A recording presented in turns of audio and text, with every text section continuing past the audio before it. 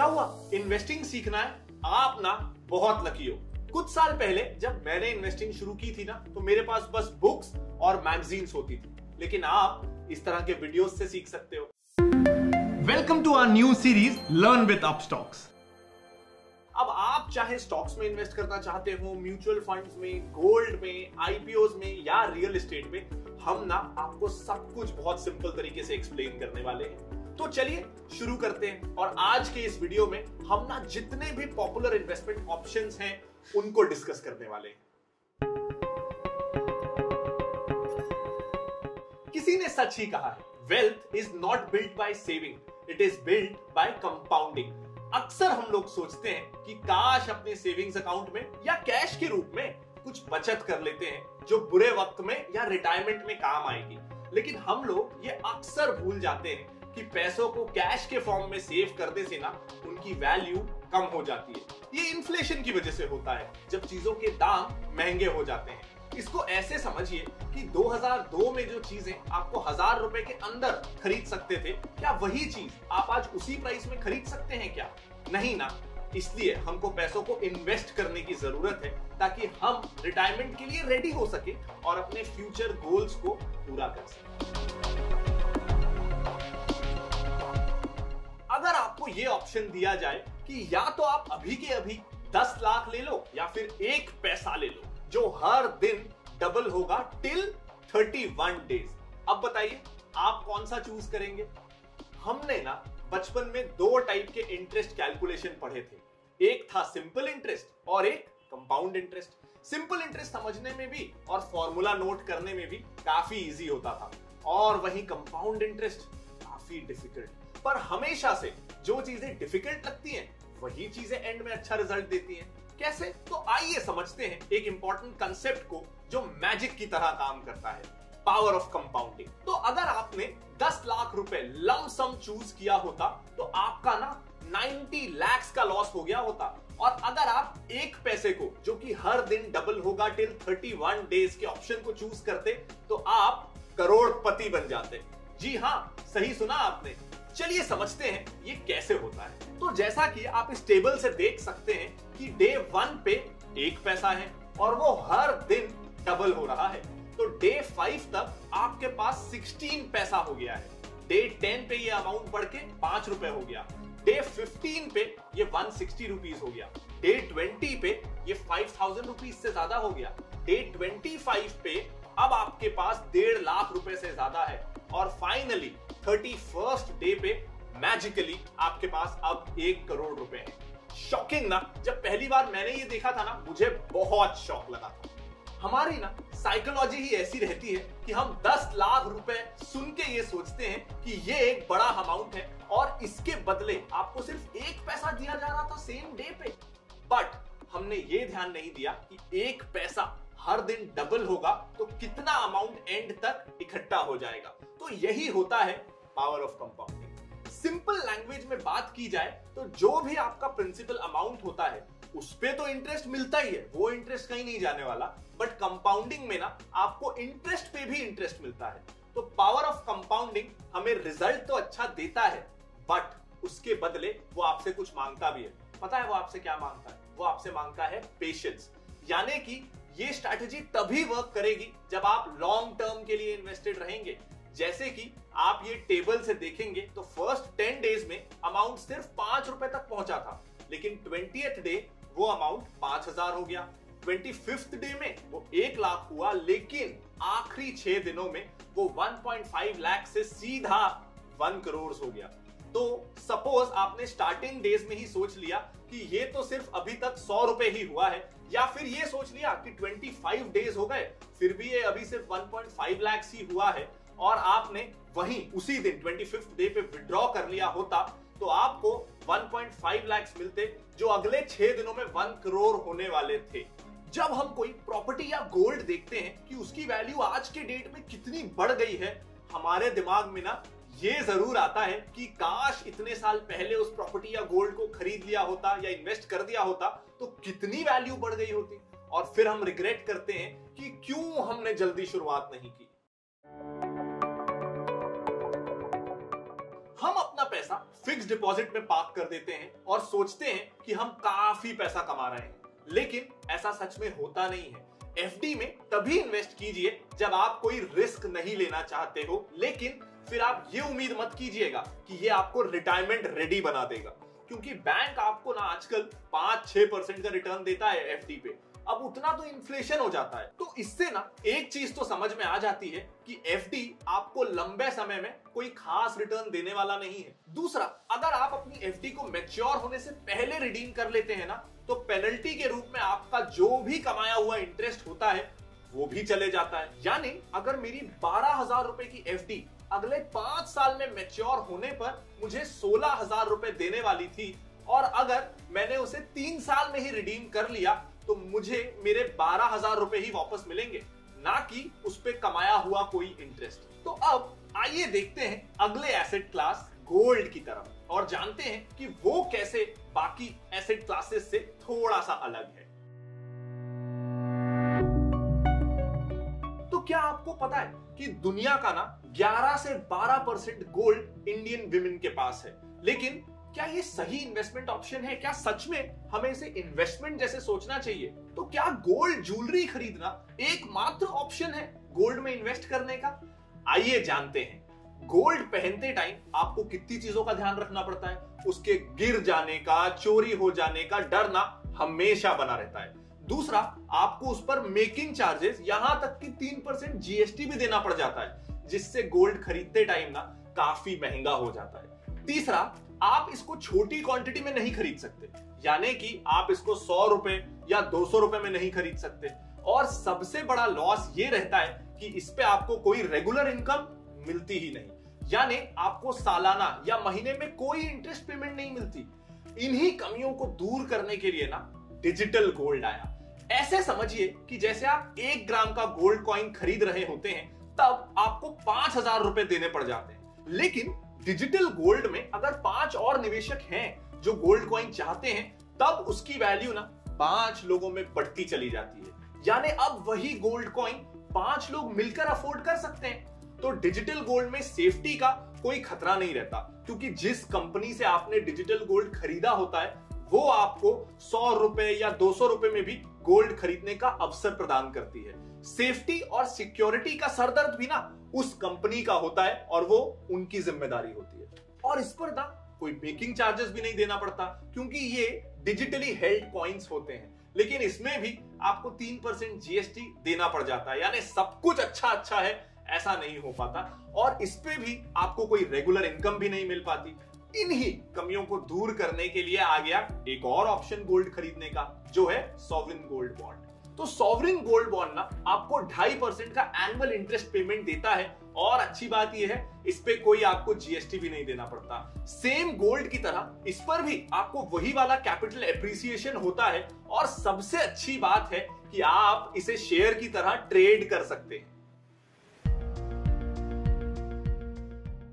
अब हम चलते हैं अगले एसेट क्लास की तरफ। जब भी किसी कंपनी को पैसों की जरूरत होती है तो वो 2 तरीकों से फंडिंग करवाते हैं। पहला होता है इक्विटी फाइनेंसिंग, जिसमें कंपनी के ओनर्स अपने शेयर्स को मार्केट में सेल ऑफ करते हैं। मतलब अगर ओनर के पास 100% स्टेक है कंपनी का और वो चाहता है कि उसमें से वो 10% शेयर्स को मार्केट में नॉर्मल पब्लिक के लिए लिक्विडेट करना चाहता है, तो फिर जब पब्लिक उस शेयर को खरीदने के लिए जाएगी आईपीओ में, तो उसके लिए वो पैसे देगी और ये पैसे आ जाते हैं कंपनी के पास। अब अगर कंपनी नहीं चाहती कि वो अपने स्टेक्स को बेचे, ओनर अगर अपने शेयर्स नहीं बेचना चाहता, तो अब एक दूसरा तरीका होता है। वो तरीका होता है डेट फाइनेंसिंग का। इसमें कंपनी चाहे तो बैंक से लोन ले सकती है या फिर बॉन्ड या डिबेंचर इशू कर सकती है। तो जब नॉर्मल पब्लिक इन बॉन्ड्स या डिबेंचर्स में इन्वेस्ट करती है तो कंपनी को पैसे मिलते हैं।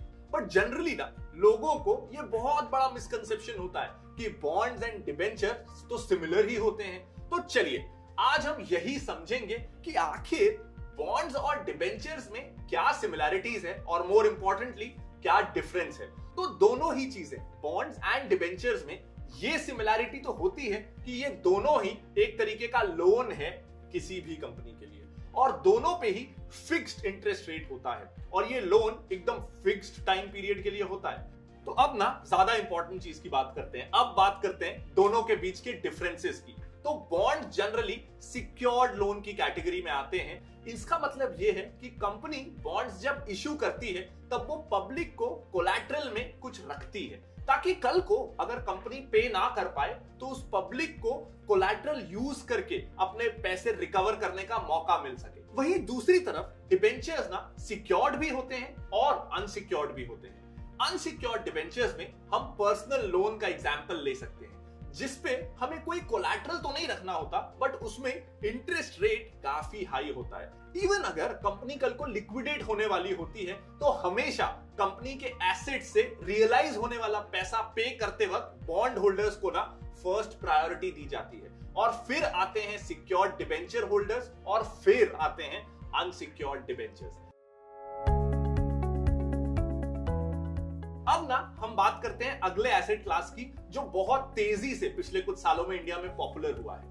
जनरली हम जब म्यूचुअल फंड्स में इन्वेस्ट करते हैं तो हमें यह लगता है कि हम सिर्फ शेयर बाजार में निवेश कर रहे हैं, बट ऐसा है नहीं। हम म्यूचुअल फंड्स के through gold, real estate, debt instruments and equity में भी इन्वेस्ट कर सकते हैं। तो ये चारों में आप म्यूचुअल फंड के जरिए इन्वेस्ट कर सकते हैं, लेकिन ज्यादातर म्यूचुअल फंड में रिस्क और रिटर्न की जब बात होती है तो लगता है रिस्क ज्यादा है, वोलैटिलिटी ज्यादा है, तो रिटर्न भी ज्यादा है, थोड़ा ऊपर नीचे हो सकता है। तो ये सारी चीजों की बात होती है इक्विटी म्यूचुअल फंड्स के कंटेक्स्ट में, यानी शेयर बाजार में जो एमएफ पैसा लगाते हैं उसके कंटेक्स्ट में। अब जानते हैं कि ये म्यूचुअल फंड्स जो है ना, ये वर्क कैसे करते हैं। जब अगर आपको 20,000 रुपए लगाने हैं और आप खुद इन्वेस्ट करना चाह रहे हैं, या फिर एडवाइजर के थ्रू, और उन्होंने आपको बोल दिया है कि एमआरएफ या पेज इंडस्ट्रीज या और किसी कंपनी का शेयर ले लो, तो अब ये एक एक शेयर ही ना 80,000 का है, तो वो एक शेयर ही आपके 20,000 के बजट के ऊपर हो जाता है। अब आपको तो लगाना ही 20,000 रुपए है, तो आप कैसे खरीदेंगे एमआरएफ जैसे शेयर को? आप नहीं खरीद पाएंगे। तो ये एक प्रॉब्लम है डायरेक्ट या फिर एडवाइजर्स के थ्रू जाने में। लेकिन म्यूचुअल फंड क्या करता है? म्यूचुअल फंड आपसे 500 रुपए लेगा और किसी और से वो 500 रुपए और लेगा, और ऐसे रेज हो गए कई लोगों से 50,000 रुपए। मान लीजिए 100 लोगों से म्यूचुअल फंड ने 500 रुपए ले लिए, और ऐसे कुल मिला के म्यूचुअल फंड के पास आ गए 50,000 रुपए। अब उसने 2 शेयर खरीद लिए पेज इंडस्ट्रीज के। तो अगर आप अकेले होते तो आप पेज इंडस्ट्रीज का शेयर तो खरीद नहीं पाते, वो आपके बजट के ऊपर हो जाता। लेकिन अब आपके जैसे 100 और लोग मिल गए और सबने मिलके पेज इंडस्ट्रीज के 2 शेयर्स ले लिए। अब 100 लोग हैं लेकिन शेयर्स तो 2 ही हैं, तो वो बटेंगे कैसे, स्प्लिट कैसे होंगे? तो इसके लिए एमएफ वो 2 शेयर्स खुद खरीद लेगा म्यूचुअल फंड अपने नाम पे, और आपको ना वो शेयर्स नहीं देगा, वो म्यूचुअल फंड के यूनिट आपको देगा। यानी कि मान लीजिए कि 25-25 हजार के 2 शेयर्स खरीदे गए, तो 50,000 का टोटल इन्वेस्टमेंट हुआ। अब 100 लोगों ने वो पैसा लगाया था, तो आपको वो फंड 500 रुपए का एक एक म्यूचुअल फंड यूनिट दे देगा, ताकि आप सब कलेक्टिवली मिलके वो 2 शेयर्स के को होल्डर्स या को ओनर्स बन जाए। तो म्यूचुअल फंड ये काम करता है कि थोड़े पैसों में आपको ज्यादा कंपनी में इन्वेस्ट करने का मौका देता है, जो आप डायरेक्ट अगर इन्वेस्ट करते ना तो आप नहीं कर पाते। अब ये म्यूचुअल फंड करता कैसे है? वो ना एक फंड मैनेजमेंट कंपनी बनाता है जिसे एएमसी कहा जाता है। वो कंपनी एक फंड को लॉन्च करती है, फिर लोगों से पैसे मंगाती है कि मान लीजिए उन्होंने एक मल्टी कैप फंड लॉन्च किया है, तो ये फंड हर तरह की छोटी और बड़ी हर टाइप की कंपनी में इन्वेस्ट करेगा। तो हमारे पास ये एक्सपर्ट्स हैं जो आपका पैसा मैनेज करेंगे, इनका ये ट्रैक रिकॉर्ड है। हम आपको ये विश्वास दिलाते हैं कि हम एक अच्छा रिटर्न देंगे, और इस तरह की बहुत सारी बातें की जाती हैं। फिर जो भी लोग इंटरेस्टेड होंगे, आपके मेरे जैसे और बहुत सारे लोग, कोई 500 लगाएगा, कोई 1000 लगाएगा, कोई 20,000 लगाएगा, और इस तरीके से एएमसी के पास पैसा इकट्ठा होता चला जाएगा। तो ऐसा करके जितना पैसा इकट्ठा हुआ उसे कहते हैं AUM, यानी कि एसेट्स अंडर मैनेजमेंट। तो एसेट्स अंडर मैनेजमेंट यानी कि टोटल पैसा। तो मान लीजिए अब की बार आपने 2,000 सबसे लिए और टोटल 50 लोग थे, तो अब टोटल AUM हो गया 1 लाख का। अब वो AMC एक फंड मैनेजर अपॉइंट करती है जो कि एक एक्सपर्ट होता है शेयर्स को पिक करने में। तो वो अब इस 1 लाख रुपए को कहां कहां इन्वेस्ट करना है इसकी एक स्ट्रैटेजी बनाएगा। 10,000 किसी शेयर में, 5,000 किसी और शेयर में, ऐसे करके वो लाख रुपए को इन्वेस्ट कर देगा शेयर बाजार में और आपको मिल जाएगा उस म्यूचुअल फंड स्कीम के यूनिट्स, जिसे आप जब चाहें तब बेच सकते हैं। 2 दिन में पैसा ना आपके अकाउंट में आ जाएगा। अब जैसा कि हमने म्यूचुअल फंड के कंसेप्ट के बारे में समझा, जिसमें बहुत सारे लोग एक म्यूचुअल फंड कंपनी को पैसा देते हैं और फिर फंड मैनेजर उसे अलग अलग कंपनीज में एलोकेट करता है, तो यहां तो रिस्क डाइवर्सिफाई हो जाता है। बट अब ना हम बात करते हैं डायरेक्ट इक्विटी की, जिसको हम कहते हैं शेयर बाजार में निवेश या स्टॉक मार्केट इन्वेस्टमेंट्स। तो यहाँ पे आप किसी एक पर्टिकुलर कंपनी के शेयर्स में इन्वेस्ट कर रहे होते हैं, जिससे ना आपको उस कंपनी की पार्शियल ओनरशिप मिल जाती है। जी हाँ, अगर आपने रिलायंस का शेयर खरीद लिया तो आप भी रिलायंस के पार्शियल ओनर हो गए। बट जनरली लोगों के दिमाग में ना ये डर हमेशा रहता है कि स्टॉक मार्केट तो रिस्की है, इसमें बहुत सारा रिस्क है।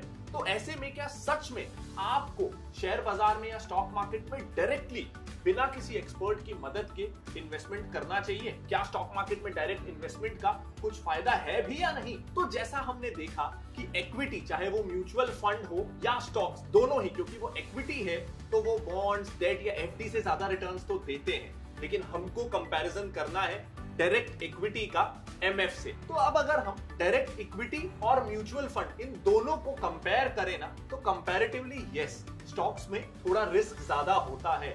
बट वहीं अगर आप शेयर चूज करते हैं तो रिटर्न्स भी उतने ही अच्छे होते हैं जैसा आपने शेयर चूज किया है उसके हिसाब से। यहाँ पे ना रिटर्न्स आपके हाथ में होते हैं। इवन स्टॉक्स में आपको एमएफ से ज्यादा कई बार लिक्विडिटी भी मिल सकती है, क्योंकि अगर आपके मान लीजिए म्यूचुअल फंड में 20 स्टॉक्स हैं, जिसमें से आप किसी 2 स्टॉक में इन्वेस्ट नहीं करना चाहते, तो स्टॉक्स में आपके पास ये ऑप्शन है कि आप उन 2 स्टॉक्स को मत खरीदो। अगर आप म्यूचुअल फंड में इन्वेस्ट कर रहे हैं तो फंड मैनेजर ने आपका पैसा जिस स्टॉक्स में लगा दिया, अब हो सकता है उसने 10 स्टॉक्स पे पैसा लगाया जिसमें से 2 आपको पसंद नहीं है, तो आप कुछ नहीं कर सकते। आपको वो 10 स्टॉक्स में ही आपका पैसा लगा है और वही आपकी किस्मत है। बट वहीं अगर आप जब डायरेक्टली स्टॉक्स में इन्वेस्ट कर रहे हैं, तो कब किस शेयर से निकलना है, कब पूरा बाजार से ही निकल जाना है, कब किस शेयर में पैसा लगाना है, ये टाइमिंग पूरे आपके हाथ में होती है। तो डेफिनेटली रिस्क ज्यादा है क्योंकि डिसीजंस आप ले रहे हैं, लेकिन अगर आपको नॉलेज अच्छी है तो रिटर्न्स भी ज्यादा मिल सकते हैं। कंडीशन ये है कि आपको नॉलेज होनी चाहिए।